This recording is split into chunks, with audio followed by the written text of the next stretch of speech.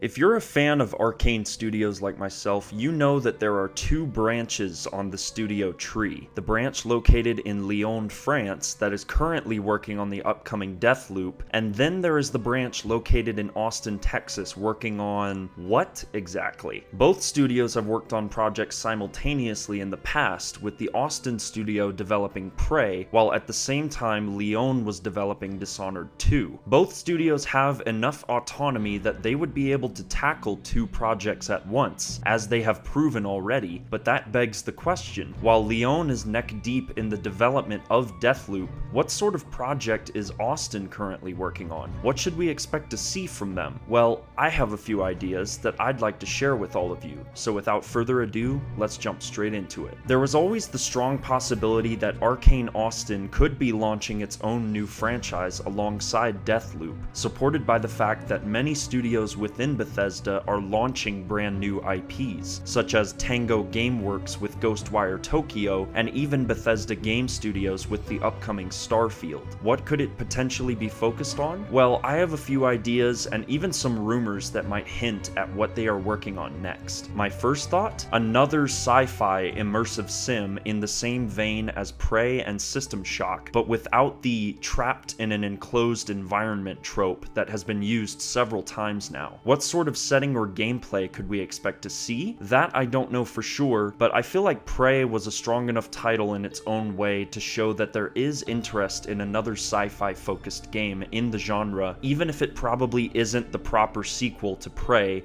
that we will most likely never receive. But hey, I could be wrong. My second thought actually pairs well with the first, because about a month or two ago there was a supposed leak, and I cannot stress this enough, a supposed leak that Arcane Austin are currently working on their own rendition of the original concept for the cancelled Prey 2 that was being developed many years ago by Human Head Studios, who are now defunct and have ironically been enveloped into the Bethesda family in the form of a new in-house development studio, Roundhouse Studios. The studio was founded in mid to late 2019, so Roundhouse has been active for almost a year by now. The key is that the studio is comprised of many of the same people who developed that original concept for Prey 2, which would have had you take control of a bounty hunter on a hostile alien world ripe for exploration and discovery, while you hunt down your targets for both the monetary reward and upgrades for your weapons and gear. Sounds awesome, right? Well, even though that original concept was sidelined to the dismay of many, it may have taken on new life in a new form under the stewardship of Arcane Studios, in conjunction with the newly formed Roundhouse Studios. Talk about cosmic irony. This rumor originated from 4chan, but that post has since been removed so far as I could tell, but one person on Reddit was kind enough to copy it over to that website. I'll be leaving a link to that Reddit page down below in the description so you can get a good idea of what it entails. I know,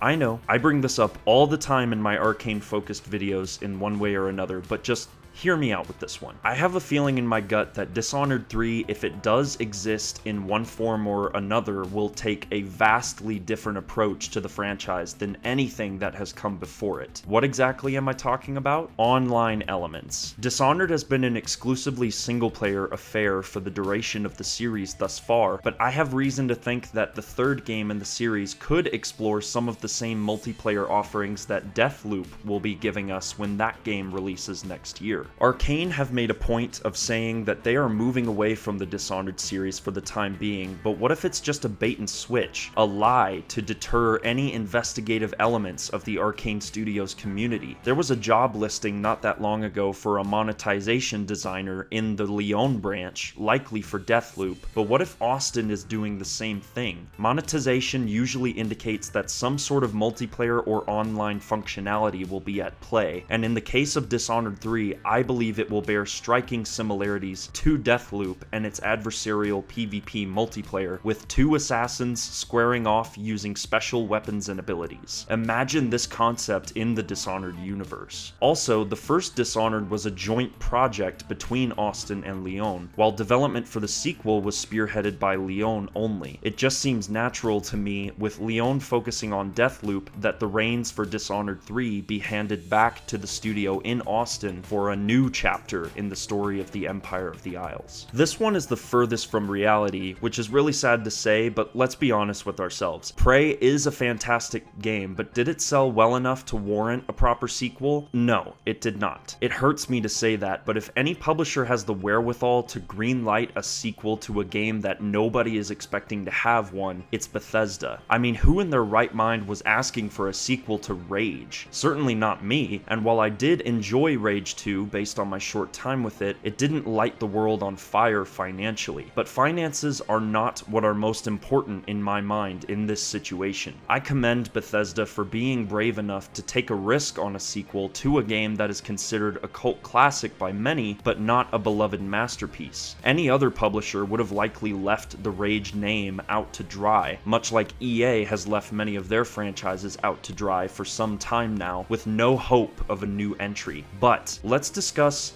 hypothetically, a proper continuation of the story that began with Prey. If you've completed Prey, you know that the game ends with a surprising twist that leaves the door open for a return to that universe and the ongoing conflict with the Typhon alien species. Who's to say where a sequel could take place? Maybe it takes place on Earth after the events of the first game? Maybe it takes place in the alternate dimension that the Typhons seemingly originate from, and we even gain a further glimpse into their origins and where they come from. Like I said, a sequel to Prey is far from becoming a reality, but I'd love to be proven wrong. So these are my thoughts on what Arcane Austin's secret project could potentially be, but now I want to know what you think in the comments down below. Which of these potential projects piques your interest the most? What do you believe Arcane Austin is working on currently? Let me know your answers. Consider subscribing for more content like this, and be sure to hit that notification bell so you never miss a video. Also, I was on a podcast recently with DeMarco Dude discussing the reveal of Gotham Knights and Suicide Squad Kill the Justice League. If you haven't checked that out, I'm also going to be leaving a link to that video in the description as well. And remember that the outsider walks among us. Thanks for watching.